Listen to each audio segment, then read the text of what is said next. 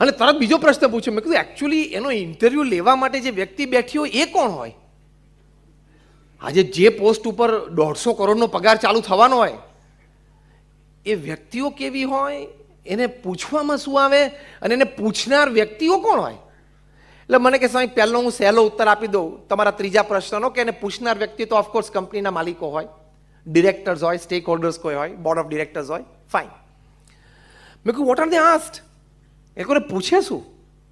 તો કે એ લોકોને એક જ પ્રશ્ન પૂછે. મને વધારે આશ્ચર્ય લાગ્યું. મેં કહ્યું શું એને પૂછે? તો કે જો જે વ્યક્તિ 150 કરોડ, 100 કરોડ, 50 કરોડનો પગાર ચાલુ થવાનો હોય વર્ષે, એ પોસ્ટ ઉપર ઇન્ટરવ્યૂ આપવા માટે આવી હોય, એને કોઈ વાતે એના જીવનમાં ખામી નથી, કોઈ વાતે એને વહીવટ વ્યવહારમાં જાણવાનું નથી, પોતે 5,000 કરોડ, 25,000 કરોડ, 50